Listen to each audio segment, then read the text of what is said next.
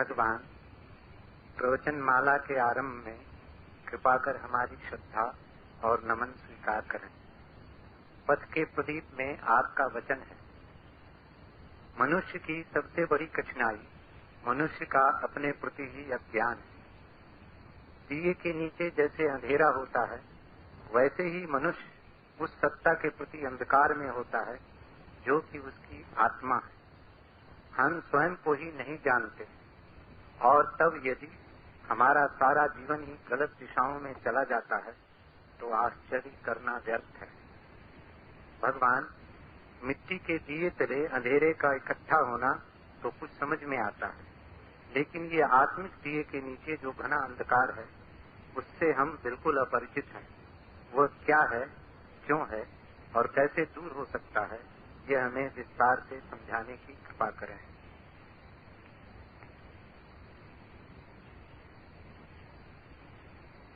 जीवन के कुछ मूलभूत नियम समझ लेने जरूरी। पहला नियम,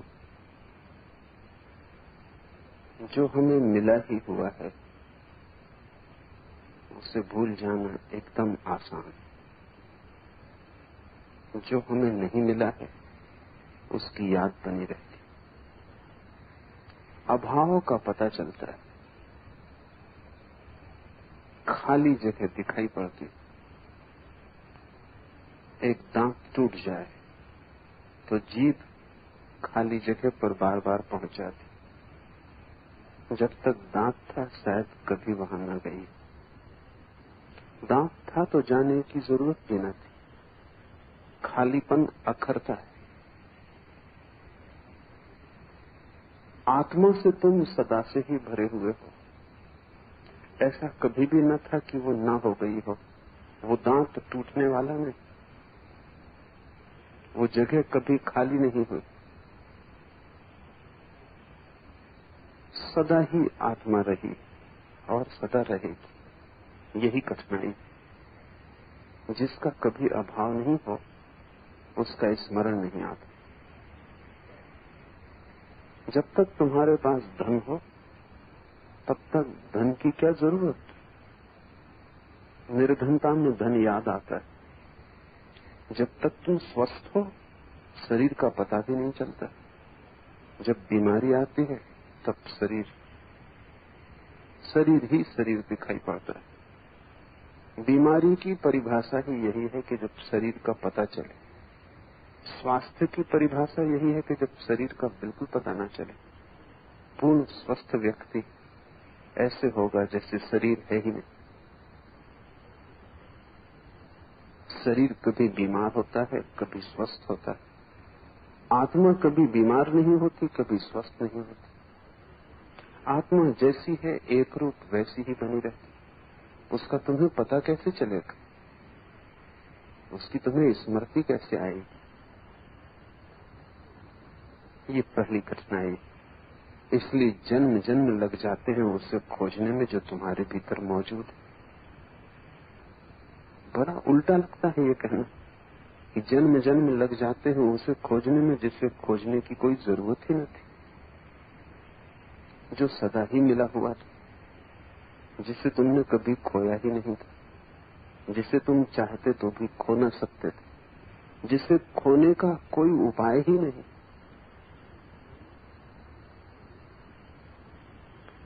इस कारण दिए के तले अंधेरा हो जाता। ये पहली बात। दूसरी बात, जीवन 24 घंटे संघर्ष। जहां जहां संघर्ष है वहां वहां हमें सजग रहना पड़ता है। वहां डर है। तुम भय के कारण ही सजग होते हो। अगर सब भय मिट जाए तो तुम सो जाओगे। कोई भय ना हो तो तुम पैर तान लोगे, गहरी नींद में चले जाओगे। भय होता है तो तुम जगते हो। भय होता है तो सुरक्षा के लिए तुम खड़े रहते, तुम सोते नहीं। आत्मा के तल पर कोई भय नहीं है। अभय उसका स्वभाव। शरीर के तल पर सब तरह के भय। अभय शरीर का स्वभाव नहीं, भय उसका गुणधर्म। अगर तुम जरा भी वहां सोए तो शरीर से छूट जाओगे। वो संपदा तुम्हारी नहीं, वो संपदा क्षण भर को ही तुम्हारी आई और गई। वहां तुम्हें जागते ही रहना पड़ेगा। देखो, जिनकी संपत्ति है वे तो रात सोए रहते हैं, लेकिन चोर रात भर जागता है।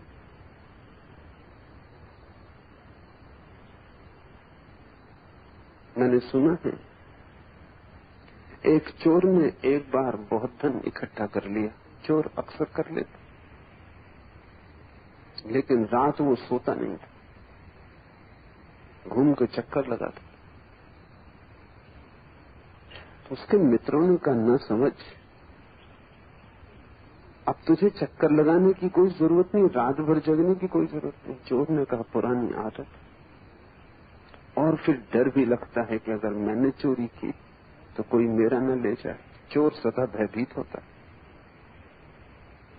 अचोर ही सो सकता है, चोर भयभीत होगा।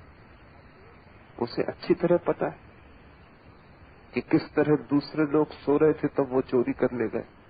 उनकी नींद ही तो चोरी का रास्ता बनी। बहुत बड़ा विचारक हुआ ऑस्कर वाइल्ड। किसी मित्र ने उससे पूछा कि एक किताब मुझे पढ़ने की जरूरत है, बाजार में मिलती नहीं, लाइब्रेरियों में मौजूद नहीं। मैंने सुना है कि वो किताब तुम्हारे पास है, बाहर जाने का निश्चित, लेकिन मैं दूंगा नहीं। मित्र हैरान हुआ, पुराना संबंध, सिर्फ पढ़ने को किताब मांगता हूँ, किताब दोगे नहीं बाजार में। वाइल्ड ने कहा, उसका कारण ये सब किताबें मैंने मांग मांग के इकट्ठी की, ये सब चुराई हुई। ये जो हजारों किताबें मेरी लाइब्रेरी में दिखाई पड़ती, इनमें एक भी मैंने खरीदी नहीं। अब तुम मुझसे मत मांगो। चोर सदा डरा होता है, जो उसने किया है वही उसके साथ हो सकता। तो तुम धन के प्रति तो जागे रहते हो, तिजोरी भरी हो तो तुम उससे बैठे रहते, मकान बड़ा हो तुम पहरा लगा के बैठे रहते। तुम जो भी कमा लेते हो उस पर तो तुम्हें जीते और मरते पहरा देना पड़ता है। कहावत है कि धनी मर जाए तो अपनी संपत्ति पे सांप होकर बैठ जाते। कहावत बड़ी अच्छी, उसका कुल मतलब इतना है कि जिंदा भी तुम पहरा दोगे, मर के भी तुम पहरा दोगे। लेकिन आत्मा की संपदा न तो तुमने चुराई, न तुमने किसी से छीनी, वो संपदा सदा ही तुम्हारी रही और वहां कोई भय व्याप्त नहीं होता। तो तुम जागोगे क्यों? जहां भय नहीं वहां तुम जागोगे क्यों? इसलिए दिए के तले अंधेरा इकट्ठा हो जाता। तीसरी बात, जो शाश्वत है, जो सदा है और सदा रहेगा, उसके लिए जल्दी भी क्या है। जो क्षणभंगुर है, अभी है और अभी खो जाएगा, वहां बड़ी जल्दी, बड़ी आपाधापी। देखो, पूर्व और पश्चिम में एक फर्क। पश्चिम में लोग बहुत तेजी में रोज नई नई व्यवस्था करते हैं कि तेज रफ्तार और तेज रफ्तार कैसे हो जाए, कितनी तेजी से हम पहुंच जाएं, कितनी तेजी से काम कर लें। नई विधियां खोजते हैं, नए उपकरण खोजते हैं और भयंकर तीव्रता में जीते। पूर्व में लोग इतनी जल्दी में नहीं, आहिस्ता चलते हैं। कहीं पहुंचने का कोई बहुत आग्रह नहीं, पहुंच गए ठीक, न पहुंचे तो ठीक। पश्चिम और पूर्व के लोग एक दूसरे को समझ भी नहीं पाते। पश्चिम में अगर किसी ने कहा कि मैं 5 बजे मिलने आता हूं तो वो 5 बजे ही मिलने आए। पूर्व में किसी ने कहा आता हूं मिलने, तो तुम पक्का मत करना कि वो आज आएगा, कल आएगा कि परसों आएगा, आएगा कि नहीं आएगा। इसका कारण ये नहीं है कि पूर्व कोई विश्वासघाती, इसका कारण यह है कि पूर्व में समय की त्वरा नहीं। और गहरे में खोजोगे तो पाओगे पश्चिम में जो धर्म प्रचलित है, ईसाईयत, यहूदी, इस्लाम, वो तीनों धर्म एक ही जीवन को मानते हैं। वो कहते हैं आगे फिर कोई जीवन नहीं, बस यही जीवन समाप्त, इससे जल्दी पैदा हो गई, सब खोया जा रहा है, भोग लो, सब जा रहा है हाथ के बाहर, इसके पहले कि निकल जाए चूस लो, उसका रस ले लो। वो तुम्हारे लिए रुका नहीं रहेगा, अगर तुमने देर अबेर की तो तुम ही भटकोगे, समय लौट के ना आएगा। एक मारवाड़ी ने 1950 के 1 करोड़ कैलेंडर खरीद लिए, 1 पैसे के 4 मिल रहे थे, तब 1950 के कैलेंडर का कोई उपयोग भी नहीं बिक पाए होंगे, पड़े रह गए थे। तो तुम उससे पूछा कि पागल, माना कि बहुत सस्ते हैं, 1 पैसे के 4 मिले, लेकिन इनका करेगा क्या? उसने कहा कभी न कभी तो 1950 लौट के आएगा, तब देखना, तब करोड़ों बरस जाएंगे। पूरब में लोग वर्तुलाकार समय को मानते हैं, हर चीज फिर लौट के आएगी, कोई चीज सदा के लिए नहीं खो जाती। आज खो गई कल मिल सकती, परसों मिल सकती, इस जन्म में खो गई अगले जन्म में मिल जाएगी। इस जन्म में जवानी को खो दिया, घबराओ मत, बहुत बार मिलेगी। इसलिए तेजी नहीं, भागदौड़ नहीं। पश्चिम में एक ही जन्म की धारणा है, जन्म से लेकर मृत्यु तक बस इतनी ही 70 साल की यात्रा, फिर सदा के लिए समाप्त। इसलिए कितनी तेजी से रफ्तार करो, कितनी तेजी से उत्पादन करो, आदमी का कितना समय बच जाए कि वो जीवन को भोग ले, और आदमी आखिरी दम तक भोगता रहे, इसकी व्यवस्था करो। ये सारी धारणा पैदा हुई। ये मैं क्यों कह रहा हूं? ये मैं इसलिए कह रहा हूं कि जहां समय कम मालूम पड़े वहां तुम जोर से भागोगे, पकड़ोगे, भोगने में उत्सुक हो जाओ, और जहां समय शाश्वत वहां कोई जल्दी नहीं। आज न देखा हर्ज नहीं, कल भी न देखा हर्ज नहीं, जन्मों जन्मों न देखा तो भी हर्ज नहीं, कभी भी देख लेंगे। आत्मा शाश्वत तत्व है, शरीर शाश्वत नहीं। इसलिए तुम शरीर को पकड़ते हो, देखते हो, संभालते हो, खोजते हो, शरीर के सुखों की चिंता करते हो, इसलिए दिया तले अंधेरा इकट्ठा हो जाता। शरीर मरेगा, तुम चाहे स्वीकार करो या न करो, तुम्हारे चित्त में ये तीर छुपा ही है कि शरीर मरेगा। आत्मा अमृत है, तुमने जानी हो न जानी हो, उसका अमृत स्वर तुम्हारे भीतर प्रध्वनित हो रहा है। तुम पहचानो न पहचानो, सुनो न सुनो, वो स्वर वहां गूंज ही रहा है। जो अमृत है उसे भूलना आसान है, जो मरण धर्मा है उसे भूलना कठिन। जो मरण धर्मा है उसे जल्दी भोग लो। गणित सीधा और साफ।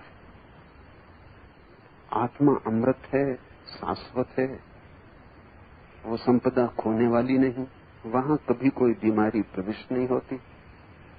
इन सब कारणों के कारण दिए तले अंधेरा है। बुद्ध कितना ही कहें जल्दी करो तो भी जल्दी नहीं होती। कृष्ण कितना ही समझाएं, तुम समझ लेते हो, फिर जाके अपने संसार में लग जाते।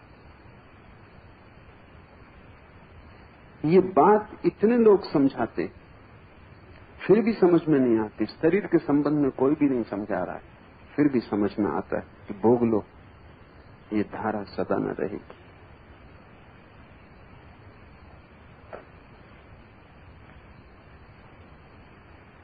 ये सारे कारण अगर ठीक से देख लोगे तुम्हें समझ में आएगा कि क्यों चेतना धारा बाहर की तरफ बह रही और भीतर की तरफ नहीं।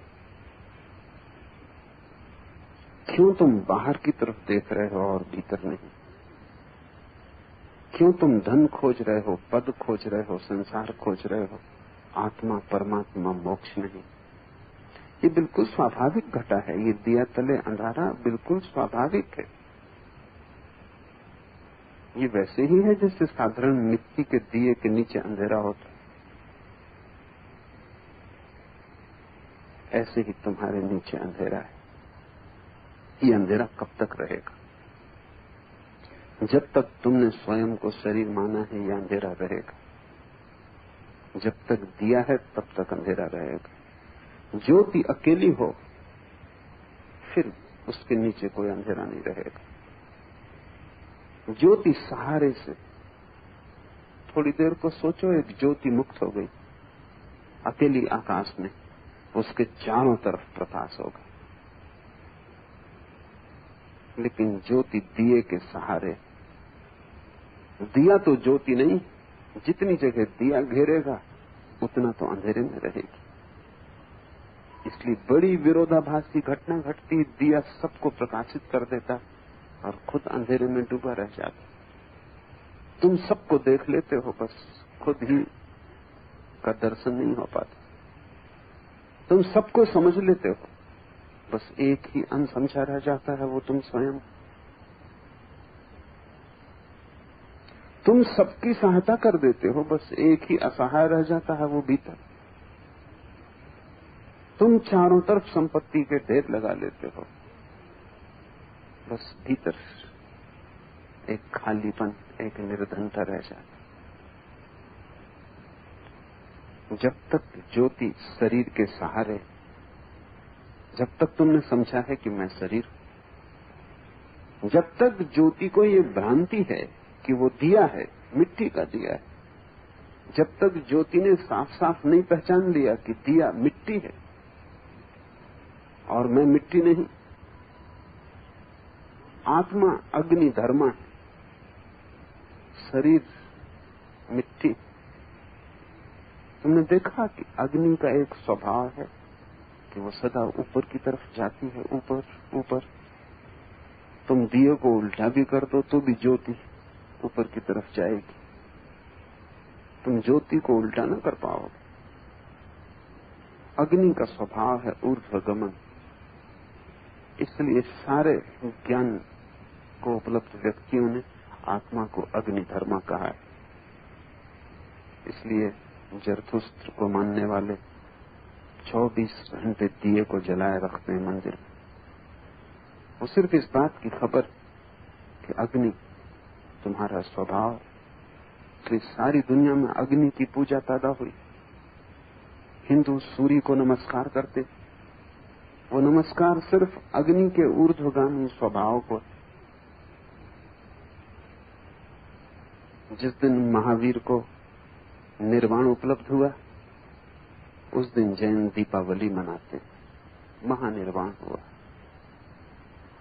उस दिन वे, उनकी ज्योति दिए से मुक्त हुई। उस दिन करोड़ों करोड़ों दिए जलाते।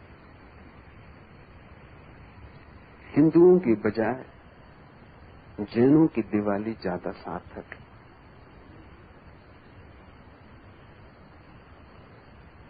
हिंदू तो लक्ष्मी की पूजा के लिए दिवाली मनाते, बड़ी उल्टी। तुम अग्नि को भी लक्ष्मी की पूजा में लगाते हो, जो ऊर्ध्वगामी है उसको भी अधोगामी की तरफ लगाते हो। तुम दिए भी जलाते हो तो भी संसार को प्रकाशित करने के लिए। जैनों की दिवाली ज्यादा अर्थपूर्ण। वे इसलिए मनाते हैं दिवाली कि उस रात महावीर महानिर्वाण को उपलब्ध हुए। अमावस की रात महावीर ने ठीक रात चुनी। बुद्ध ने पूर्णिमा की रात ज्ञान उपलब्ध किया, पर महावीर ने ज्यादा ठीक रात चुनी। अमावस की अंधेरी रात सब तरफ अंधकार है और महावीर प्रकाश हो गए। उस अंधकार में वो प्रकाश ठीक विरोध के कारण प्रगाढ़ होकर दिखाई पड़ा। एक दिया जलाओ तो जब पूर्णिमा की रात हो, उसका कुछ पता भी न चलेगा। अंधेरी अमावस में एक दिया जलाओ, उसकी रोशनी बड़ी प्रगाढ़ होगी। तो जैनों की दिवाली ज्यादा सार्थक है, लेकिन कोई जैन उसको मनाता नहीं। सब जैन हिंदुओं की दिवाली मना रहे हैं। कब उन्होंने भी लक्ष्मी की पूजा शुरू कर दी, कहना मुश्किल। मन तो हिंदुओं का ही है, उसमें कोई बहुत फर्क नहीं पड़ता। वो भी धन की ही पूजा कर रहे हैं।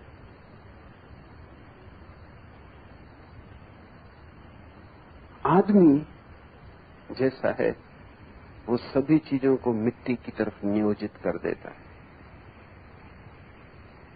वही कारण है कि हमारी चेतना बाहर की तरफ देखती है। ये कुछ स्वाभाविक है।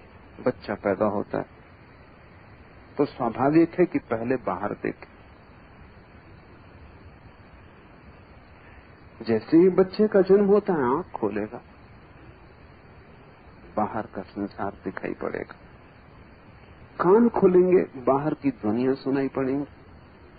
हाथ फैलाएगा, मां को छुएगा, स्पर्श करेगा, बाहर की यात्रा शुरू हो गई। फिर प्रतिपल की जरूरतें हैं। बच्चे को भूख लगेगी तो रोएगा, चिल्लाएगा। भूख भीतर तो नहीं भर सकती, बाहर से भरनी पड़ेगी।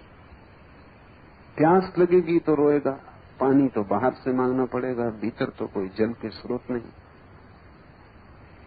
बाहर में धीरे धीरे निमज्जित होता जाएगा। धीरे धीरे बाहर ही सब कुछ हो जाएगा, भीतर की कोई याद ही ना आएगी। तुम भूल ही जाओगे कि तुम भी हो। प्यास ही नहीं है, जिसको प्यास लगती है वो भी है। भूख ही नहीं है, जिसको भूख दिखाई पड़ती है वो भी है।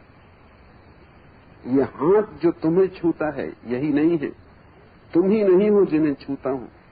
इस हाथ के भीतर जो छिपा है, जिसके बिना हाथ हिल भी न सकेगा, वो भी है। वो धीरे धीरे भूल जाएगा, तुम उसके आदी हो जाओगे। और वो इतना शांत है कि उसका तुम्हें पता भी न चलेगा। उसकी आवाज इतनी धीमी है कि इस बड़े कोलाहल में जो बाहर हो रहा है वो आवाज खो जाएगी। ऐसी ही है जिससे कोई बाजार में धीमे धीमे गीत गाता हो। दो फकीर एक रास्ते से गुजरते थे।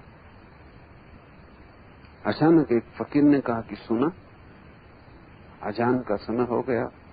मस्जिद से अजान की आवाज आई, सांझ का वक्त। उस दूसरे फकीर ने कहा, हैरान कर दिया तुमने। इस बाजार के कोलाहल में, जहां हजारों लोग भाव कर रहे हैं, चीजें बेच रहे हैं, चिल्ला रहे हैं, जहां कुछ समझ में नहीं आता, तुम्हें अजान मस्जिद की कैसे सुनाई पड़ी?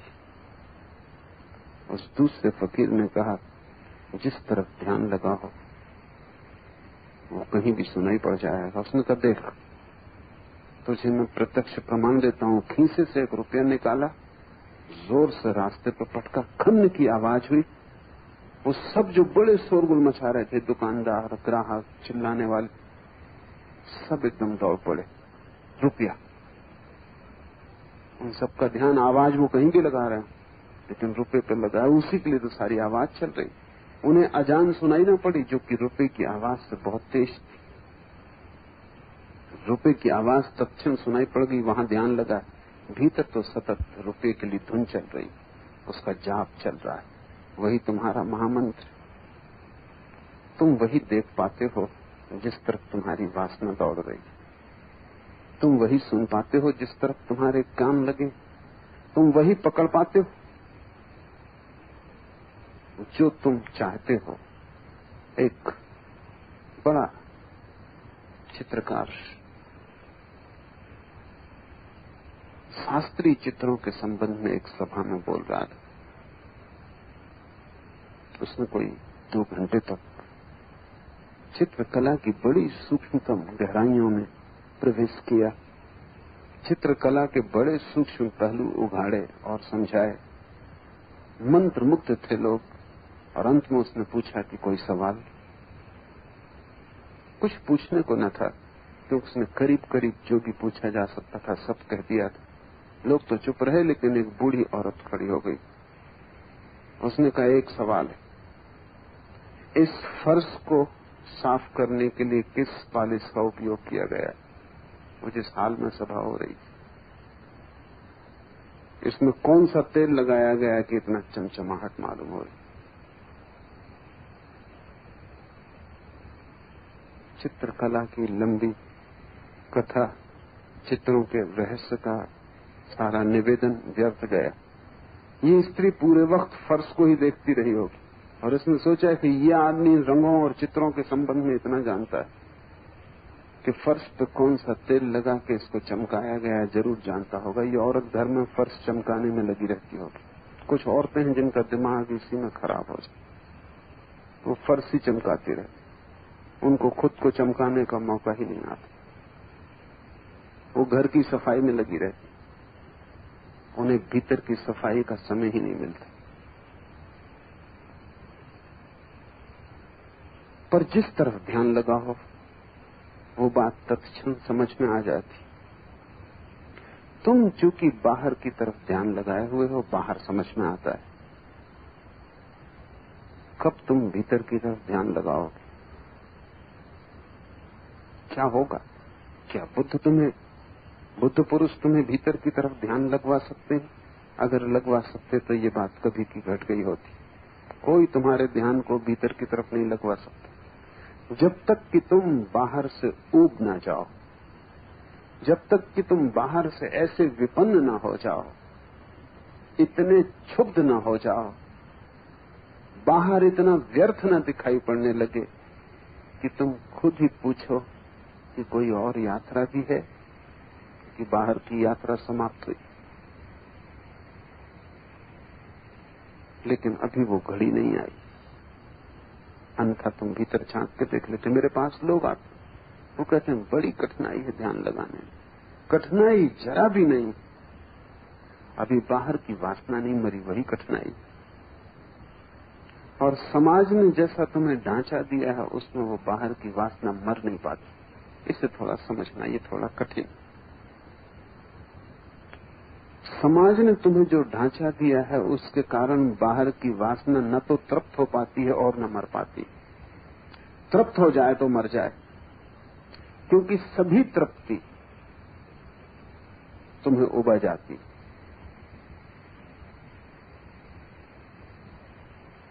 अगर तुम ऐसे समाज में रहते हो जहां स्त्रियां बुर्का ओढ़े हुए, तो हर स्त्री जो रास्ते से निकलेगी उसमें तुम्हारी उत्सुकता होगी। वो चाहे भीतर कुरूप, लेकिन बुर्का उत्सुकता जगाएगा। पश्चिम में लोग स्त्रियों में इतने उत्सुक नहीं। समुद्र तट पर स्त्रियां नग्न लेटी रहती हैं, पास से लोग गुजर रहे हैं, कोई देख भी नहीं रहा, किसी को प्रयोजन नहीं। स्त्री उघड़ा हुआ सत्य हो गई, अब उसमें कुछ छिपाने को नहीं। पूरब के लोग ज्यादा चालबाज थे। घूंघट कुरूप स्त्री को भी सुंदर बनाए रखता, रस कायम रहता। और तुम्हारे समाज ने सब चीजों पर घूंघट डाल दिया। जहां भी तुम जाओ वहां ही कुछ खुला नहीं, सब छिपा हुआ है। उस छिपे होने के कारण जिंदगी भर तुम सिर फोड़ते हो लेकिन उब नहीं पाते, रस कायम रहता है। अगर एक स्त्री से छुटकारा हो जाए तो दूसरी स्त्री में रस आ जाता है, दूसरी से छुटकारा हो तो तीसरी में आ जाता है, और मन ये कहा ही चला जाता है कि तुम्हें अभी वो स्त्री नहीं मिली जिससे तृप्ति मिलेगी, जल्दी वो स्त्री मिलेगी। बुद्ध ऊब गए, बाप की भूल थी, क्योंकि बाप ने सारी सुंदर स्त्रियां इकट्ठी कर दी। बुद्ध का जन्म हुआ तो जोशियों ने कहा कि ये लड़का या तो तीर्थंकर होगा, बुद्ध पुरुष हो जाएगा, और या चक्रवर्ती सम्राट होगा। स्वभावतः बाप ने सोचा कि तीर्थंकर होने में क्या सार, भिक्षु सन्यासी होने में क्या रस, चक्रवर्ती सम्राट हो तो मेरे अहंकार को रस होगा, सारी दुनिया का राजा बन जाए। तो बाप ने ज्योतिषियों से पूछा कि तुम मुझे बताओ कि मैं ऐसे तीर्थंकर होने से कैसे रोकूं। बस यही भूल हो गई। अगर मुझसे पूछा होता तो मैं कहता कि सब स्त्रियों पर घूंघट डाल दो, सब स्त्रियों को मुसलमान बना दो, जहां भी ये जाए दरवाजा बंद पाए, जहां भी रास्ता मिले वहीं लिखा हो भीतर झांकना मना। इसको संसार में भोगने मत देना, थोड़ा सा जाने देना और ज्यादा अटका लेना। बिल्कुल भी मत रोकना, क्योंकि उससे आदमी आत्महत्या कर लेता।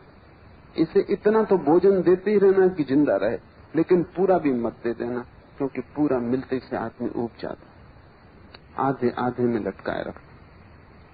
तो बुद्ध शायद घर छोड़ के न भागे होते, लेकिन जोशियों ने सीधे गणित की बात कही। जिंदगी सीधे गणित को मानती नहीं, जिंदगी बड़ी तिरछी, उसकी चाल सीधी नहीं, बड़ी रहस्यपूर्ण।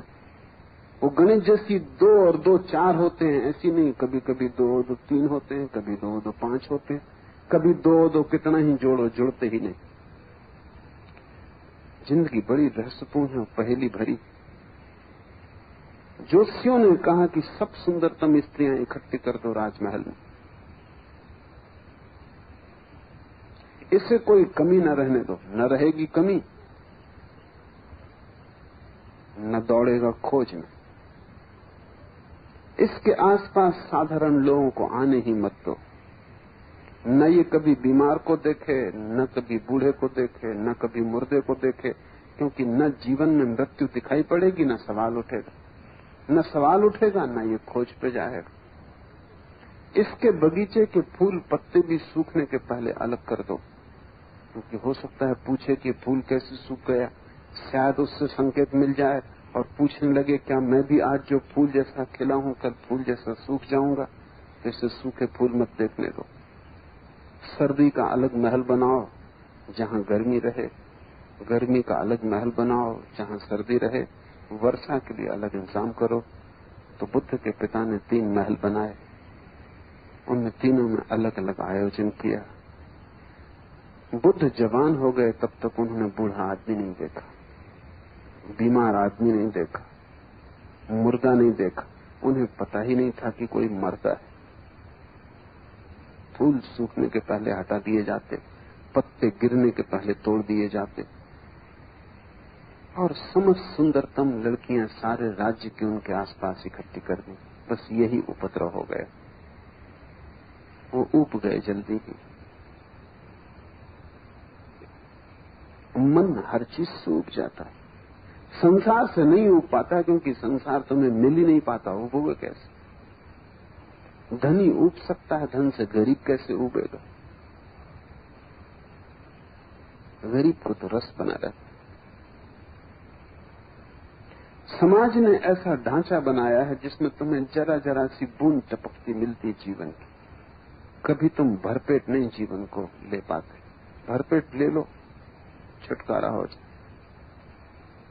और सारा समाज समझाता है कि ये बुरा है। अभी बड़ा मजा है कि जिस जिसको तुम कहते हो बुरा है, उसी में रस पैदा होता है। जिस चीज में किसी को भी रस ना हो, उसको भी तुम कह दो ये पाप है, उसमें रस आ जाएगा। एक कैथोलिक पुरोहित, शराब पीने की मनाही। शराब पी नहीं कभी, शराब में बड़ा रस। जो भी न भोगा हो उसमें रस होता है, क्योंकि उसका अभाव खलता है। शराब कभी पी नहीं थी, उसमें बड़ा रस था। बड़ा परेशान था। 24 घंटे बस शराब का ही ख्याल आता था कि लोग न मालूम कैसा मजा ले रहे हैं। रास्ते पे शराबी झूमता निकलता है, पता नहीं भीतर कैसी झूम चल रही है, मस्ती चल रही है, कौन सी प्रसन्नता है, कौन सा आनंद है, छलका पड़ रहा है। गीत गाता निकलता है, उदास चेहरे हंसते हैं। जो कभी चल भी नहीं सकता था वो भी नाचता मालूम पड़ता है। बुझे बुझे मुरझाए चेहरों पर रौनक आ जाती। पता नहीं शराब भीतर क्या करती। 24 घंटे वो शराब के लिए सोचता था। अंततः उससे नशा आ गया तो उसने शराब चोरी से चख ली। बड़ा आनंद आया। आनंद इतना आया कि उसने सोचा कि अब ये चोरी कब तक चलाऊंगा। तो वो कैथोलिक ईसाई से प्रोटेस्टेंट ईसाई हो गया, क्योंकि वहां शराब की पाबंदी नहीं थी। वहां दिल खोल के शराब पीने लगा। कुछ दिन बाद उसने अपनी डायरी में लिखा कि जो मजा कैथोलिक होकर शराब पीने में था, वो प्रोटेस्टेंट होकर नहीं। उसने लिखा कि अब मैं समझा कि वही चीज आनंदपूर्ण हो सकती है जिसको समाज पाप कहता है। व्यर्थ की चीज भी आनंदपूर्ण हो जाएगी अगर पाप कह दी जाए। पाप में जैसा रस वैसा पुण्य में कहां। छोटे बच्चों से पूछो, घर के पके हुए आम वो रस नहीं देते जो पड़ोसी की दीवार छलांग लगा के कच्चे आमों के खाने में आता। निषिद्ध। सवाल मिठास का और खटास का नहीं, सवाल निषेध का। तुम उस बच्चे को कहो पैसे ले लो, बाजार से खरीद लो, तुम समझ ही नहीं रहे बात को। बाजार से तो आम खरीद लिए जाएंगे, लेकिन वो कैथोलिक होके शराब में जो मजा है वो प्रोटेस्टेंट होके कहां। बाजार से आम तो रोज ही खरीद के आ जाते हैं, वो बात नहीं। तुम समझ ही नहीं पा रहे कि बच्चा रस किस बात का ले रहा है। बच्चा रस ले रहा है इस बात का कि उसने प्रतिबंध तोड़ा, नियम तोड़ा, स्वतंत्रता की घोषणा की, वो मालिक हुआ। तुम उसे रोक न पाए, सारी दुनिया रोकने की कोशिश कर रही थी, न रोक पाई। मुल्ला नसरुद्दीन का बेटा एक छोटे से पौधे को खींच रहा था, आकर उसने खींच लिया। मैंने उससे कहा तूने गजब किया, तेरी अभी इतनी ताकत नहीं, फिर भी तूने पौधा खींच लिया। उसने कहा और ये भी तो देखिए कि सारी दुनिया उस तरफ लगी थी, सारी पृथ्वी, और मैं अकेला। सारी दुनिया उस तरफ लगी थी खींचने, और फिर भी मैंने खींच लिया। अहंकार को रस मिलता है नियंत्रण तोड़ने। अहंकार को रस मिलता है सीमा के पार जाने। अहंकार निर्मित होता है विरोध में। तुमने जितने प्रतिषेध बनाए उतना अहंकार पैदा किया है, और तुमने जहां जहां का मत जाना वहां वहां तुमने बुलावा दिया है। जितने तुम्हारे निषेध हैं उतने ही प्रगाढ़ तुम्हारे निमंत्रण। इसलिए छुटकारा नहीं हो पाता, जा भी नहीं सकते पूरे। अब क्या कठिनाई है आम मन की। तुम स्त्री को प्रेम भी करोगे और पूरा कर भी ना पाओगे। पूरा करते तुम ऊब जाते, तुम प्रेम भी करते हो, करने से बच भी नहीं सकते, क्योंकि पूरा प्रवाह है जीवन धारा का कामुकता से भरा है। तुम प्रेम करोगे भी, न करोगे तो वही वही सोचोगे। सारा चित्त मन वासना के आसपास घूमने लगेगा, स्वप्न भर जाएंगे उसी से। कविता लिखने लगोगे, चित्र बनाने लगोगे, सब तरफ स्त्री दिखाई पड़ने लगेगी, जहां नहीं है वहां भी दिखाई पड़ने लगेगी। तुम्हारा मन स्त्री से लिप्त हो जाएगा, धक्के मारेगा। अगर स्त्री को भोगोगे तो पूरा न भोगोगे, क्योंकि भोगते वक्त सब बुद्ध महावीर तुम्हारा पीछा करेंगे। उनके वचन तुम्हें सुनाई पड़ेंगे, क्या पाप कर रहे, कैसा अपराध कर रहे, कहां उलझे हो, कीचड़ में छूटो, भागो, मुक्त हो, यही तो बंधन है। तुम्हें सब ज्ञान उसी वक्त याद आएगा जब तुम्हें स्त्री मिलेगी। स्त्री न मिले तो स्त्री याद आएगी, स्त्री मिले तो ज्ञान याद आएगा। तुम स्त्री को भी आधा आधा भोग पाओगे। वो जो कुनकुनी बुद्धि है वो छुटकारा नहीं पा सकती। तुम पूरे कहीं भी नहीं। मैं तुमसे कहता हूं पूरा भोग लो और तुम छुटकारे हो जाओगे, तुम बाहर हो जाओगे। तब तुम समझ पाओगे कि बुद्ध के कहने का क्या अर्थ है, उसके पहले नहीं। तुम भोजन करते हो तब तुम डरते डरते करते हो, क्योंकि सब चिकित्सक याद आते हैं जो कहते हैं कि ज्यादा मत। वो निषेध बन के खड़े। गुरजेफ ने संस्मरण लिखा है, उसे कोई फल खाना प्रीति करता, वो इतना ज्यादा प्रीति करता कि उसके कारण वो अक्सर बीमार पड़ता, पेट में दर्द होता, कच्चा जंगली फल। आखिर उसके दादा ने एक दिन टोकरी भर के वो फल ले आया और उसने कहा आज तू खा जितना खा सके। गुरजेफ ने पूछा जितना खा सकूं? जितना तू खा सके। और वो दादा डंडा लेकर उसके पास बैठ गए। जब वो पूरा खा चुका और घबराने लगा, उसके दादा ने कहा आज पूरा ही करना है, टोकरी पूरी खत्म करनी। मैं कहा लेकिन मुझे अब वमन की हालत हो रही। उसने कहा वो वमन हो जाए उसकी फिक्र नहीं, लेकिन टोकरी पूरी करने में डंडा है मेरे पास। आज हालत उल्टी हो गई।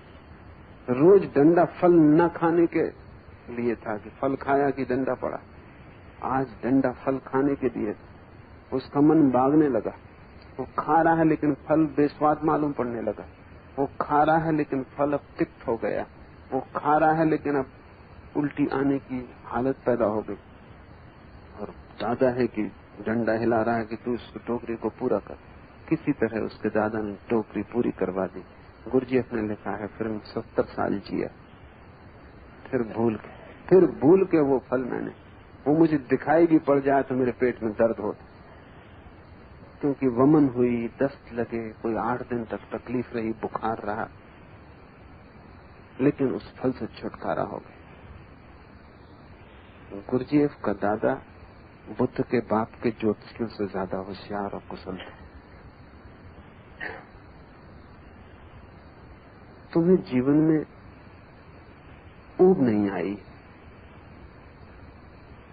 अभी भी रस कायम, अभी भी आशा बनी, अभी भी तुम सोचते हो कि मिल जाएगा सुख वहां। अब तक नहीं मिल पाया क्योंकि तुमने ठीक से कोशिश नहीं की। अब तक नहीं मिल पाया क्योंकि तुम धीमे धीमे चल रहे हो। अब तक नहीं मिल पाया कि दूसरे लोग चालाक हैं, वो तो पा रहे हैं, तुम सीधे साधे हो, तुम नहीं पा रहे हो। अभी तुम्हें ये नहीं दिखाई पड़ा कि वहां रस ही नहीं। चाहे तुम तेज चलो, चाहे धीमे, चाहे तुम चालाकी करो, चाहे मत करो, जहां रस नहीं है वहां रस पाया नहीं जा सकता। तुम रेत से तेल न निचोड़ पाओगे। तुम आकाश कुसुम की तलाश में हो, वो फूल कहीं है ही नहीं। लेकिन ये तुम्हें कैसे दिखाई पड़े? ये मेरे कहने से दिखाई पड़ता तो बड़ी आसान बात। जिंदगी इतने आसान रास्ते नहीं मानती, ये तुम्हें अनुभव से देखना पड़े।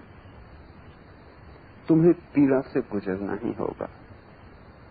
तुम्हें उस सीमा तक जाना पड़ेगा जहां तुम्हारे सब सुख दुख हो जाएं।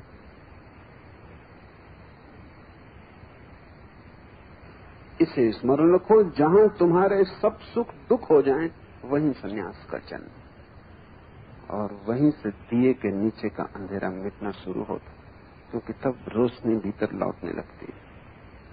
तब ये यात्रा समाप्त हुई, बाहर कुछ भी नहीं। परिपूर्ण मन से ये जानकर कि बाहर कुछ भी नहीं है, फिर तुम पूरे के पूरे भीतर लौट आते हो। पूरे बाहर चले जाओ। डर क्या है? भयभीत किससे हो? भय के कारण बाहर नहीं जा रहे। बाहर न जाने के कारण बाहर में रस बना हुआ है। रस बना है तो आशा जगी, आशा जगी है तो भीतर न मुड़ पाओगे। आधे आधे हो तुम सब जगह। तुम न मालूम कितनी नावों पे सवार हो। तुम सीढ़ी पे ऊपर भी जाना चाहते हो, नीचे भी जाना चाहते हो।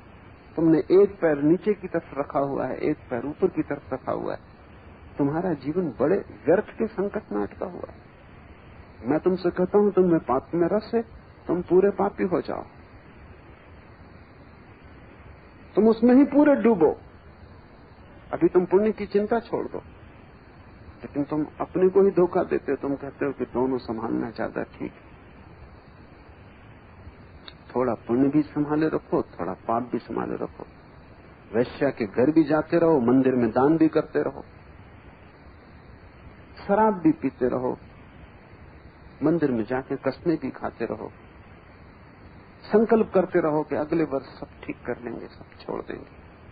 बस एक ही साल की बात और कि आज का ही सवाल है, कल से तो सब ठीक कर लेना है। मुल्ला नसरुद्दीन ने एक बार कसम खा ली कि अब शराब नहीं पीना। कुछ भी हो, शराब घर के सामने आया, बड़ी बेचैनी होने लगी। और उसने कहा कि कुछ भी हो जाए, शराब में पीने वाला नहीं। कोई 20 कदम आगे तक गया, फिर उसने अपनी पीठ ठोंकी और कहा, शाबाश नसरुद्दीन, इतनी हिम्मत की कि शराब घर के आगे से निकल गया और भीतर न गया। अब इस खुशी में तुझे पिलवाते। तब उसने जाकर दुगनी पी ली। तो सभी कसमें खाने वालों के साथ यही हो रहा है।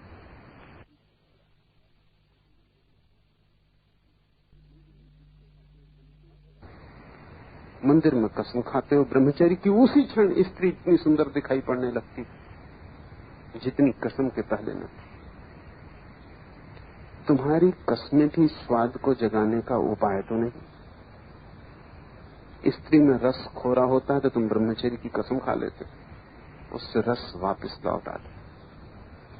भोजन से ऊबने लगते हो तो उपवास कर लेते हो, उससे रस लौट आता है। सभी विपरीत चीजें रस को जन्माती। मनोवैज्ञानिक कहते हैं कि पति पत्नी को एक ही कमरे में नहीं रहना चाहिए, उससे रस क्षीण होता है। मनोवैज्ञानिक कहते हैं कि उन्हें 2 अलग कमरों में रहना चाहिए और 24 घंटे मिलना जुलना नहीं चाहिए, उससे रस क्षीण होता है। इसलिए पति पत्नी एक दूसरे से ऊब जाते, परेशान हो जाते। पत्नी को कभी कभी मायके चले जाना चाहिए, उससे रस वापस लौट आता। जिस चीज से तुम ऊबने लगो उससे विपरीत करने से स्वाद लौट आता है। तुम्हारा जीवन ऐसे ही है जैसे मिठाई खाने वाला नमकीन भी खाता है, नमकीन से मीठे का रस वापस लौटता है।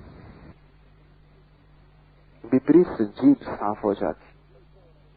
तुम भोजन करते हो और मैं देखता हूं इधर कि जो ज्यादा भोजन करने वाले लोग हैं अक्सर उपवास में उत्सुक हो जाते। जिन्होंने ज्यादा खा लिया अब उपवास के सिवाय कुछ बचता भी नहीं करने को, उपवास से उनके खाने की वृत्ति फिर वापस लौट आती। बहुत कामी चित्त के लोग ब्रह्मचर्य में उत्सुक हो जाते हैं क्योंकि काम शिथिल हो जाता है, घबरा जाते हैं। ब्रह्मचर्य फिर से रस दे देता है। जैसे घड़ी का पेंडुलम बाएं से दाएं तरफ जाता है, दाएं से बाएं तरफ आता है। जब वो दाएं जा रहा है तब तुम्हें पता नहीं वो बाएं आने की शक्ति जुटा रहा है। जितनी लंबी झूल लेगा दाएं तरफ उतनी ही लंबी झूल लेगा बाएं तरफ। तुम्हारा चित्त ऐसे ही द्वंद में भटकता है। तुम पूरे भाव से संसार को भोग लो, तुम संसार से उसी क्षण मुक्त हो जाओगे। संसार इतना व्यर्थ है कि आश्चर्य है कि उसमें रस कायम कैसे रह जाता है। उसमें रस कायम रह जाता होगा तो उसका कारण एक ही है कि तुमने पूरी आंख खोल के भी नहीं देखा। एक स्त्री ने जाके एक दिन पुलिस स्टेशन में रिपोर्ट लिखवाई कि मेरे साथ बहुत अभद्र व्यवहार हुआ है। एक आदमी ने मुझे रास्ते पे पकड़ लिया और मेरा चुंबन लिया। भरी दोपहरी, बाजार खुला, दुकानों पे लोग काम कर रहे, सड़कें चलती फिरती। सुप्रिंटेंडेंट ने कहा कैसा आदमी था, उसका हुलिया लिखवाओ। कितना लंबा था, कैसे कपड़े पहने था, कैसी शक्ल थी। उस स्त्री ने कहा कि ये मुझे कुछ भी पता नहीं। तो सुप्रिंटेंडेंट ने कहा हैरान किया तुमने, भरी दोपहरी, अंधेरा नहीं,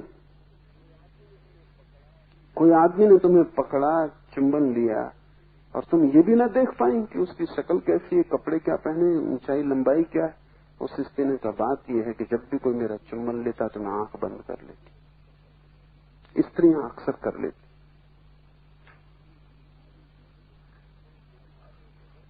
तुम संसार में तो हो लेकिन आंख बंद करके या आधी आंख खोल के। तुम संसार का हुलिया नहीं पहचान पाते, राग रंग नहीं समझ पाते। तुम हो तो संसार में लेकिन पूरे पूरे नहीं। और तुम सोचते हो कि ये तुम्हारी धार्मिकता है क्योंकि तुम पूरे पूरे नहीं। और जिस दिन तुम पूरे पूरे हो जाओगे उस दिन तुम हंसोगे कि कैसी मूर्खता है। संसार पाप नहीं है, अज्ञान है। इस बात को बहुत ठीक से समझ लो। मैं संसार को पाप नहीं कहता क्योंकि जिन जिन ने उसे पाप किया उन सब ने तुम्हारा रस बढ़ाया है। संसार पाप नहीं है, मूढ़ता है। इसलिए संसार को छोड़ना नहीं है, संसार को जानना है। संसार तुम्हारे त्याग से नहीं मिटेगा, त्याग से तो संसार का रस वापस लौट आएगा। जो खो गया रस वो फिर जीवित हो जाएगा।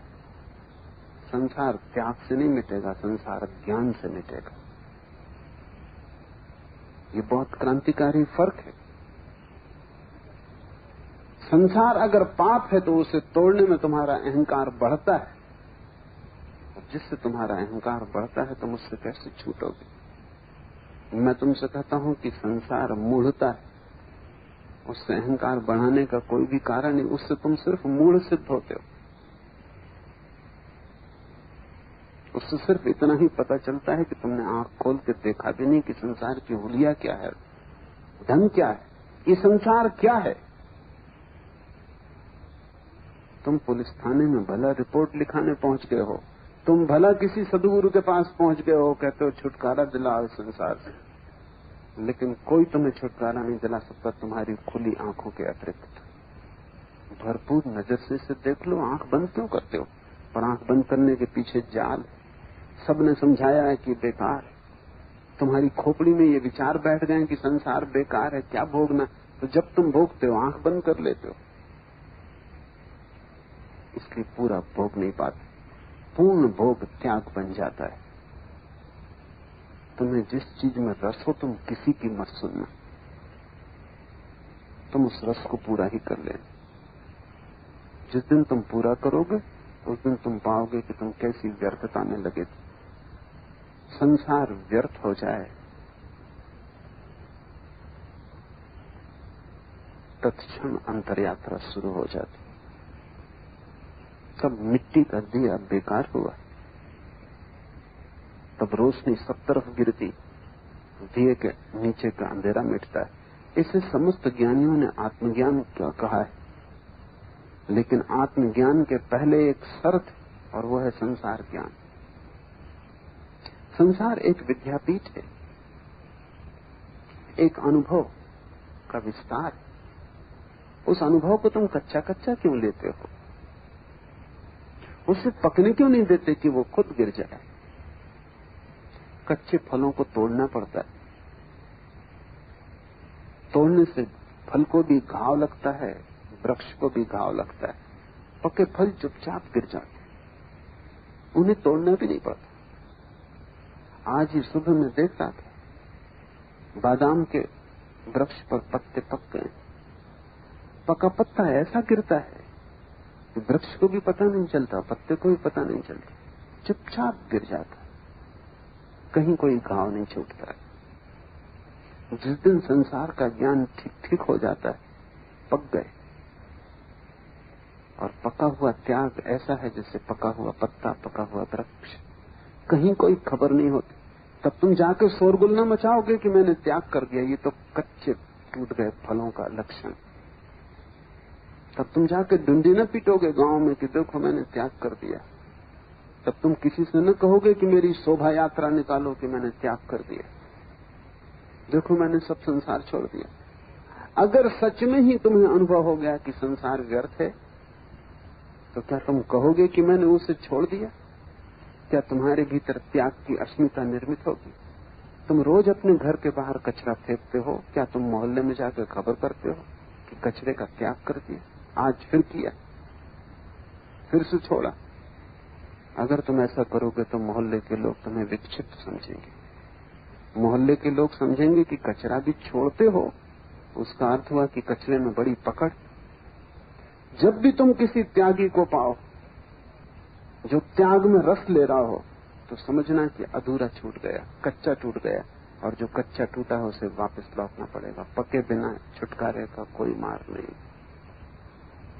नीत्शे का एक बहुत प्रसिद्ध वचन है, राइपननेस इज ऑल, पक जाना सब कुछ। मैं भी तुमसे यही कहता हूं कि पक जाना सब कुछ। समय मत खो, पको, परिपक्व हो जाओ। सुनी हुई बातों के कारण नहीं, अपने ही अनुभव से पाओ कि व्यर्थ क्या है,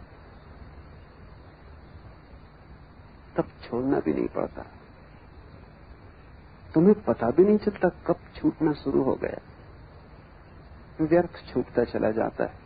जैसे जैसे व्यर्थ छूटता है सार्थक उभरता है, निर्मित होता है। व्यर्थ के हटते ही रोशनी भीतर लौटनी शुरू होती। यही प्रयोजन है इस वचन का।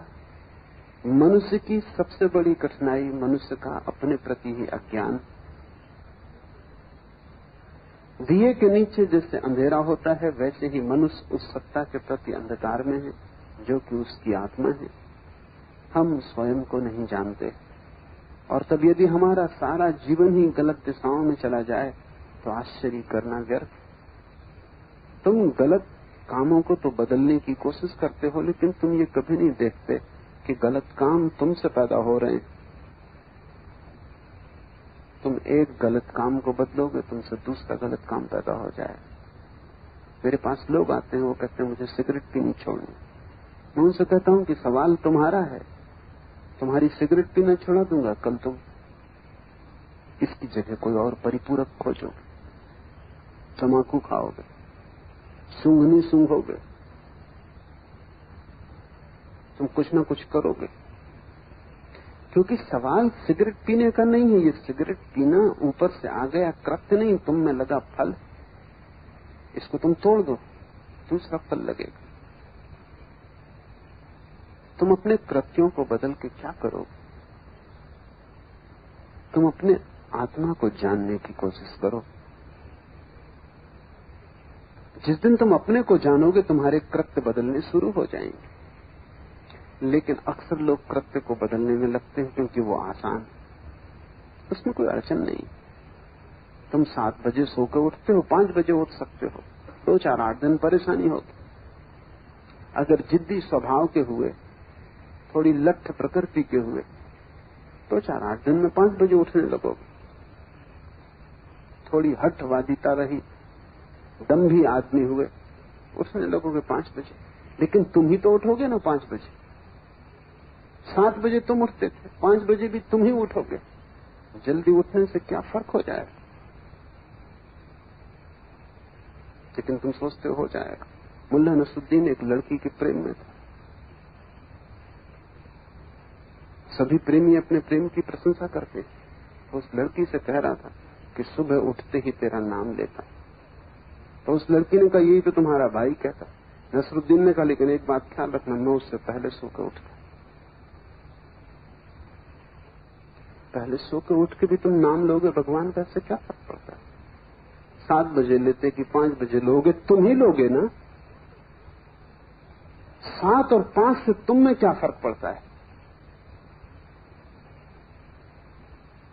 कोई भी फर्क नहीं पड़ता। लेकिन ये आसान, कृत्य को बदलना आसान, क्योंकि कृत्य ऊपरी बात, कपड़े बदलने जैसा है। ये पहना, दूसरा पहन दिया। स्वयं को बदलना असली सवाल है। लेकिन स्वयं को बदलने की पहली शर्त कि दिए के तले का अंधेरा मिटे। वहां अंधेरा है जहां तुम हो, वहां तुम जाओगे तो सदा अंधेरा पाओगे। समस्त शास्त्र कहते हैं कि भीतर प्रवेश करके बड़े प्रकाश का अनुभव होता है, लेकिन तुम आंख बंद करो, सिर्फ अंधेरा दिखाई पड़ेगा। ये कोई शाब्दिक बात नहीं है जो मैं कह रहा हूं कि दिया तले अंधेरा है। समस्त वेद, उपनिषद, कुरान, बाइबल, धम्मपद, सभी का एक बारे में सहमति है कि भीतर अनंत प्रकाश। लेकिन तुम जाओ, आंख बंद करो, जैसे आंख बंद करते हो अंधकार। क्या मामला है? क्या ये सारे लोग भ्रांति में थे? तुम जब भी आंख बंद करते हो अंधेरा, और ये सब चिल्लाए चले जाते हैं। अलग अलग देशों में पैदा हुए लोग, अलग अलग समयों में, एक दूसरे से कोई संबंध भी नहीं, एक दूसरे से सीखने का उपाय भी नहीं, लेकिन समस्त शास्त्र कहते हैं कि भीतर परम प्रकाश।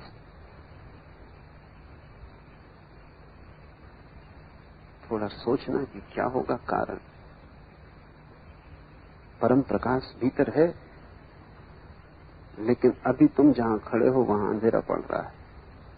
अभी तुम्हारी सारी रोशनी बाहर जा रही, भीतर कुछ भी नहीं बचती। अभी तुम ऐसे हो कि सारी गंगा सागर की तरफ बही जा रही, गंगोत्री में कुछ नहीं बचता। गंगोत्री खाली हो जाती, पानी भाग रहा है बाहर की तरफ, दूर जा रहा है अपने से, भीतर सब रिक्त होता जा रहा है। और ऐसा अगर होता रहे तो कितना ही प्रकाश तुम्हारे भीतर हो, अंधकार हो जाएगा। वैज्ञानिक कहते हैं कि हमारा जो सूरज ये 4000 साल में बुझ जाएगा, क्योंकि रोशनी बाहर जा रही। विराट है, पृथ्वी से 60,000 गुना बड़ा है, अनंत क्षमता का है, लेकिन वो भी चुक जाएगा। 4000 साल में सूरज भी खाली हो जाएगा, क्योंकि प्रकाश बाहर चला जा रहा है।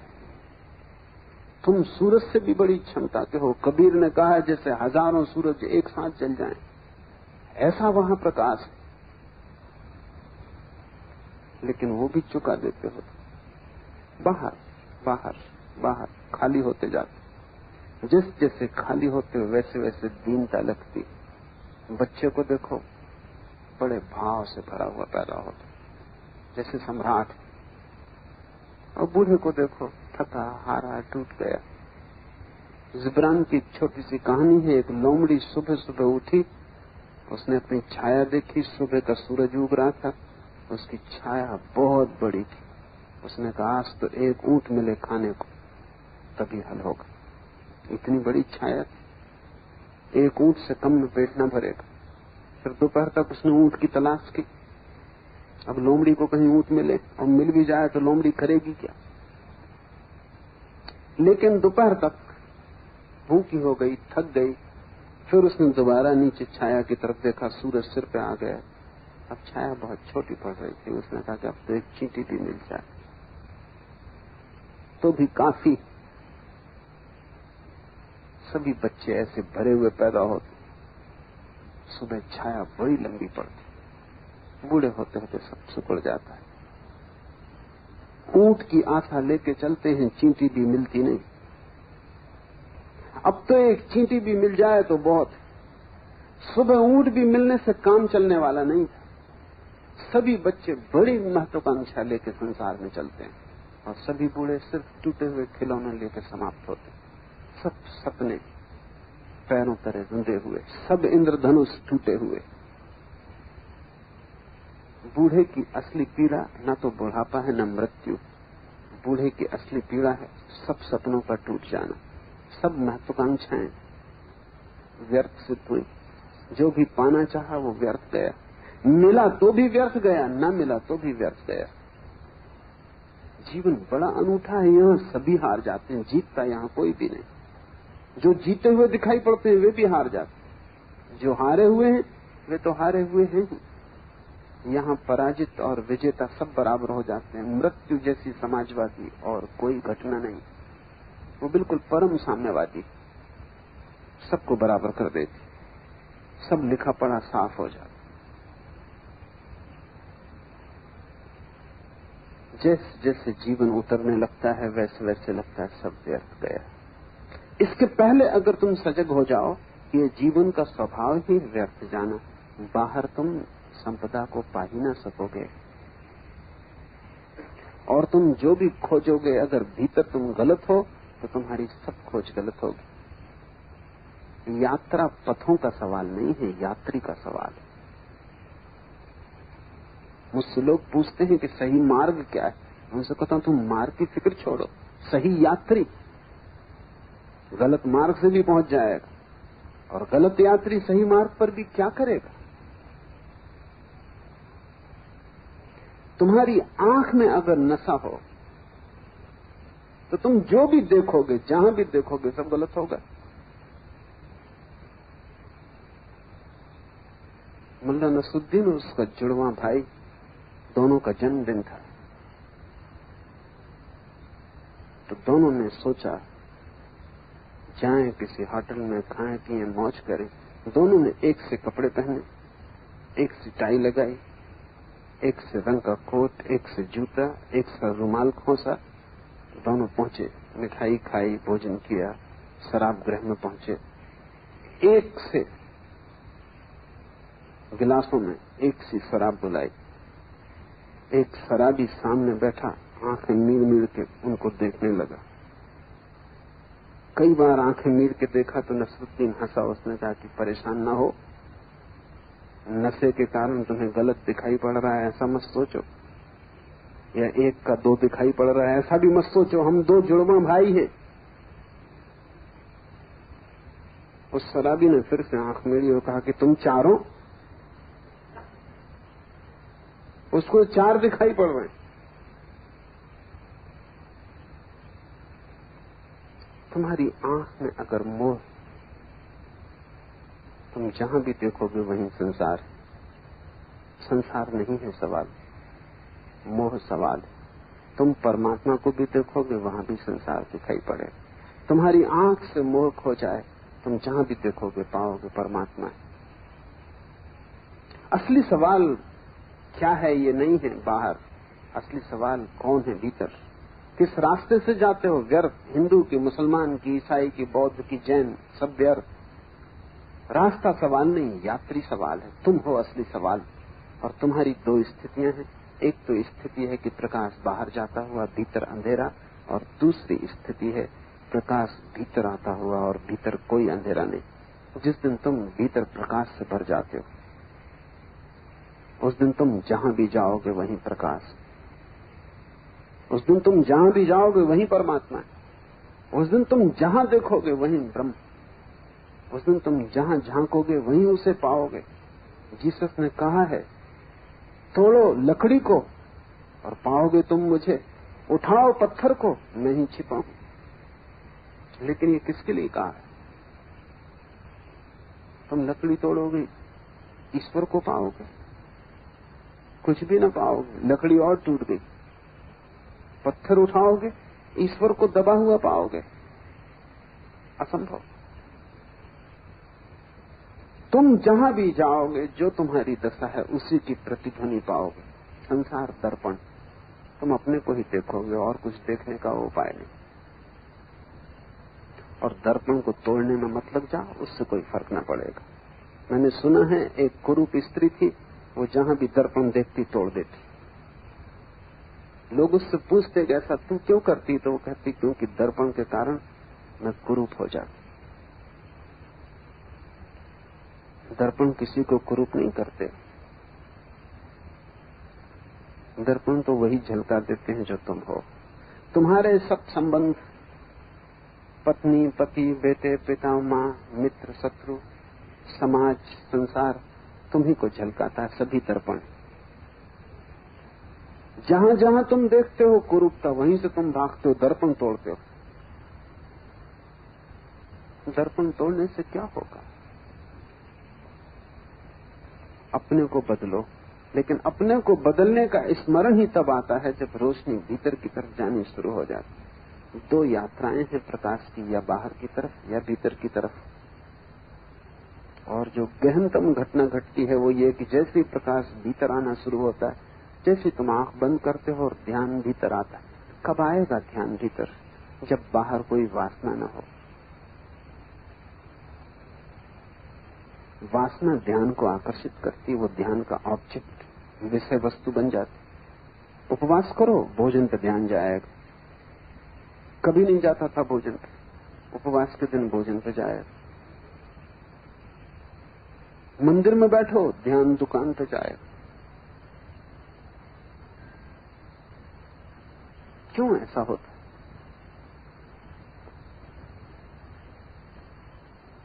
जिस चीज का भी मन में वासना है, चाह है, जब तुम उसे छोड़ते हो तो वो सारी प्रगाढ़ता से ध्यान को आकर्षित करती। आंख बंद करते हो, भीतर ध्यान क्यों नहीं जाता? क्योंकि अभी बाहर चाहे कायम, निर्वासना हुए ध्यान न होगा। क्या करो? साधु संत समझाते हैं, वासना छोड़ो। काश इतना आसान होता। ये ऐसे ही जैसे किसी को बुखार चढ़ा है, तुम बड़े ज्ञानी, उसको कहो बुखार छोड़ो, औषधि बताओ कुछ। ये तो वो भी चाहता है कि बुखार छोड़ दे, लेकिन छोड़े कैसे? तुम कितनी कहो कि तुम ही बुखार को पकड़े हुए, बुखार तुम्हें नहीं पकड़े हुए, फिर भी वो कहेगा कि मैं क्या करूं, कैसे छोड़ूं? बुखार है, औषधि चाहिए। क्या है औषधि? इस संसार से चाहे टूट जाए, एक ही औषधि मैं अनुभव कर पाता हूं, और वो ये है कि तुम बहुत सजगता से इस संसार को भोगो। बेहोशी में भोगोगे, ये संसार कभी भी तुमसे छूटेगा ना। तुम सजगता से भोगो। जहां जहां संसार कहे यहाँ रस है, वहां वहां जाओ, वहां वहां पूरा ध्यान लगा दो। भूल जाओ परमात्मा को, भूल जाओ आत्मा को, भूल जाओ सदगुरुओं को, शास्त्रों को, पूरा ध्यान वहां लगा दो। और पूरे ध्यान से भोग लो। जिस चीज को तुम पूरे ध्यान से भोग लोगे वही व्यर्थ हो जाएगी, सार्थकता वहां है नहीं। संसार को व्यर्थ करो, संसार को चुका दो, तुम अचाह से भर जाओगे। और जब अचाह होगी तब भीतर ध्यान ले जाने में क्या अड़चन? अड़चन खत्म हो गई, बाधा कोई न रही। तब बिना विधि के भी ध्यान भीतर जाता है। विधियों की तो जरूरत इसीलिए है क्योंकि तुम बिल्कुल अस्त व्यस्त हो। तब तुम आंख बंद करो, ध्यान भीतर जाता है। आंख खोलो, ध्यान बाहर जाता है। हाथ से किसी को छुओ, स्पर्श दूसरे को मिलता है। मत छुओ, फिर बैठ जाओ, खुद का स्पर्श शुरू हो जाता है। इतना ही सहज है, लेकिन चाह टूट जाए। और चाह के टूटने का ढंग है, औषधि है कि चाह को ध्यानपूर्वक संभोग करो। ध्यानपूर्वक स्त्री से छुटकारा हो जाएगा, पुरुष से छुटकारा हो जाएगा। भोजन करो ध्यानपूर्वक, स्वाद से मुक्ति हो जाएगी। सौंदर्य को देखो ध्यानपूर्वक, सौंदर्य समाप्त हो जाएगा। सुख को देखो गौर से, सुख खो जाएगा। दुख को देखो गौर से, दुख खो जाएगा। जैसे जैसे बाहर की चीजें व्यर्थ होंगी वैसे वैसे दिए के नीचे जो अंधेरा है वो मिटेगा, रोशनी आएगी। और जिस दिन दिए के नीचे का अंधेरा मिट जाता है उस दिन आत्मज्ञान। बुद्ध ने मरते समय जो अंतिम शब्द कहे हैं वो है अपदीपो भव। आनंद ने पूछा, आप हम क्या करेंगे? तुम हमारे दिए थे, तुम्हारी रोशनी से हम चलते थे। तुम प्रकाश थे तो अंधेरा न था, अब रात अंधेरी हो जाएगी। अब हम भटकेंगे, हम तुम्हारे प्रकाश में भी न पहुंच पाए, हम तुम्हारे बिना कैसे पहुंचेंगे?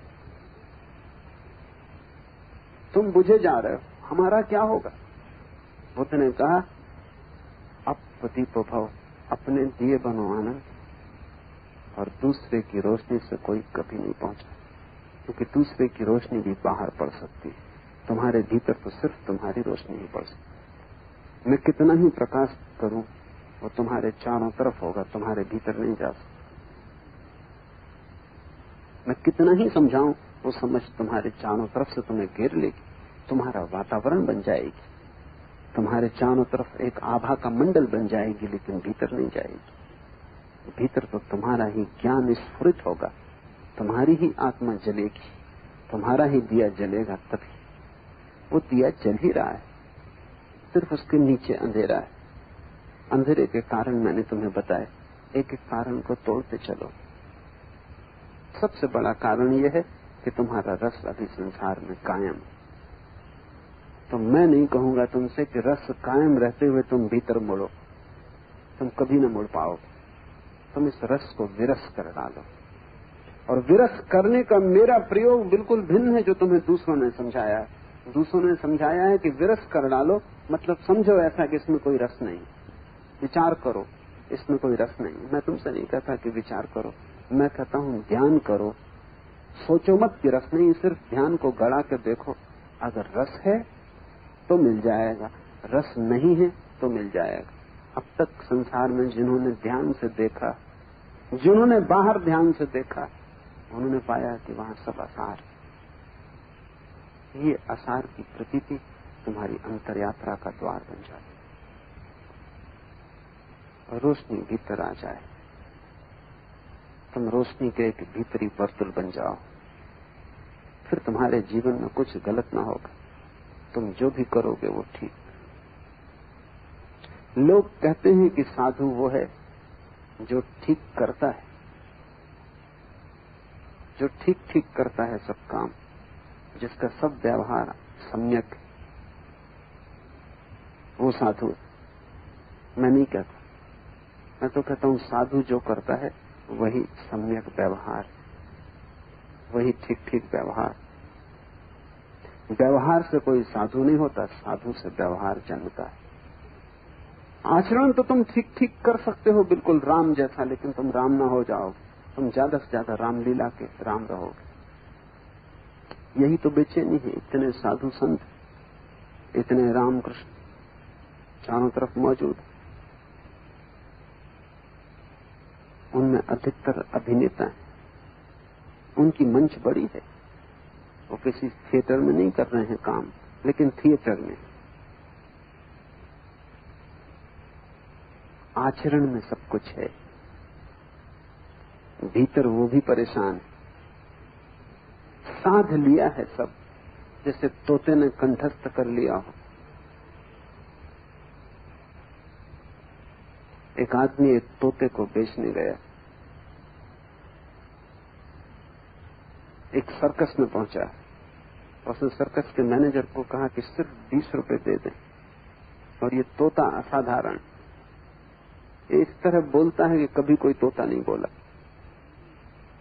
उस मैनेजर ने कहा कि अगर सच में ही ये बात है तो 20 रुपए में तुम इसे क्यों बेच रहे हो? हटाओ इस तोते को यहां से, 20 रुपए में कोई ऐसे अद्भुत तोते को बेचने आएगा?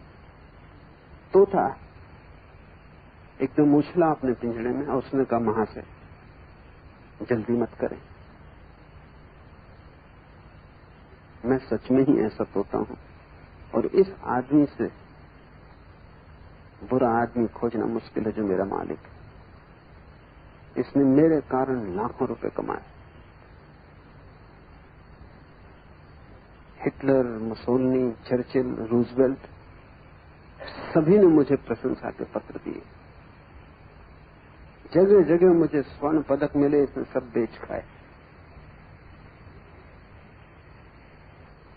ये मुझे ठीक से खाना भी नहीं देता, पानी भी नहीं पिलाता, आप थोड़ी दया करें और मुझे खरीद लें।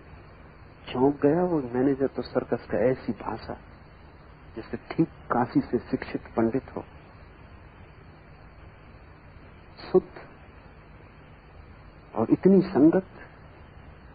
उसने उस आदमी को कहा कि तू पागल है, ये तोता लाखों का है और इसको तू 20 रुपए में बेच रहा, क्या कारण तेरा बेचने? उसने कहा तो और तो सब ठीक है, मैं इसकी झूठ से बहुत ऊब गया। 24 घंटे बकवास, एक तो बकवास लगाए रखा, और मुझे पता है कि सिर्फ तोता है तो सिर्फ बकवास है, भीतर तो कुछ है नहीं इसके, और जो भी सुन लेता दोहराने लगता है ये हिटलर, मुसोलिनी न इसने कभी देखे। तो मैं इससे थक गया हूं, इससे मैं छुटकारा चाहता हूं। 20 रुपया तो सिर्फ बहाना, आप इसको मुफ्त भी रख लें।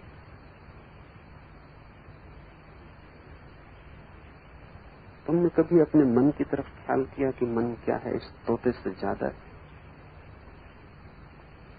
इसमें कुछ जाना नहीं, वेद पढ़ लिए हैं, उपनिषद रख लिए, दोहरा सकता है कबीर को, कुंद कुंद को, किसी को भी, पर ये तोते से ज्यादा है। और ये तोता कितना ही कुशल हो गया हो बोलने में, 20 रुपए में भी कोई लेने को तैयार होगा।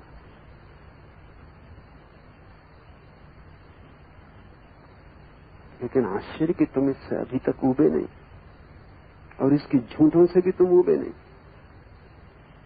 इसने जमाने भर के गोल्ड मेडल इकट्ठे कर लिए कि तुमसे निरंतर झूठ बोल रहा है, और तुम भरोसा किए चले जाते, और इसकी बकवास 24 घंटे चल रही। वो तोता तो कभी सोता भी रहा होगा, ये सोता भी नहीं, ये रात भर सपने चलाता है, दिन भर विचार चलाता है, और कुछ भी सार नहीं। तुम्हारा मन भी एक झूठ है जो तुमने उधार ले लिया, तुम्हारा आचरण भी एक झूठ है जो तुमने उधार ले लिया। तुम्हारे पास न तो कोई अंतरात्मा है न कोई अंतःकरण। आचरण तुमने दूसरों से सीख लिया। जैन घर में पैदा हुए तो रात खाना नहीं खाते, हिंदू घर में पैदा हुए तो मस्जिद से खाते हो, मुसलमान घर में पैदा हुए तो मांसाहार में कोई अड़चन नहीं। तुम सीखते हो दूसरों से, तुम्हारे चारों तरफ जो बताया जाता है वही तुम पकड़ लेते हो। कोई फर्क नहीं है हिंदू, मुसलमान, जैन में। जो जैन को बताया गया वो उसने पकड़ लिया, जो मुसलमान को बताया गया वो उसने पकड़ लिया, जो हिंदू को बताया गया वो उसने पकड़ लिया। तोतों में कोई फर्क नहीं, जो बताया गया वो पकड़ लिया। तुमने अपनी चेतना का कोई उपयोग किया पकड़ने? तुमने अपनी तरफ से जीवन को कुछ साधा, या जो सुना अंधे की तरह तुम उसके पीछे चले गए? तुम बिल्कुल उधार हो। और इस उधारी से तुम्हारे भीतर बड़ा अंधकार। न चिंता करो आचरण की, न चिंता करो व्यवहार की, न चिंता करो विचार की, चिंता करो सिर्फ ध्यान की, क्योंकि उस एक के साधने से सब साथ लिया जाएगा। जैसे माला के भीतर धागा अनस्यूत है, ऐसे तुम्हारे आचरण, व्यवहार, विचार सब में ध्यान अनस्यूत है, वो धागा है। उस एक को पकड़ लो, सब पकड़ में आ जाएगा। कहां से पकड़ोगे? जहां तुम हो। अभी तुम बाहर हो, वहीं ध्यान करो। भोजन को ध्यान बना लो, भोग को ध्यान बना लो, धन को ध्यान बना लो, क्रोध को ध्यान बना लो। जो भी हो, जहां हो, वहीं ध्यान को लगा दो। और तुम बड़े चकित होगे, क्रोध से ध्यान जोड़ा कि क्रोध समाप्त हो जाता, ध्यान ही रह जाता। लोभ से ध्यान जोड़ा, लोभ समाप्त हो जाता, ध्यान ही रह जाता। संसार में ही ध्यान करते करते तुम पाओगे कि संसार खो गया, ध्यान रह गया। जैसे ही ध्यान बचता है, अंतर यात्रा शुरू हो जाती। दिए के नीचे का अंधेरा मिट जाता, पहुंच जाते हो तुम उस जगह जहां हजारों सूर्य एक साथ उदित हो रहे हो और जो कभी डूबते नहीं, जिनका कोई अस्त नहीं। तुम्हारे भीतर परम सूर्योदय छिपा है। आज इतना।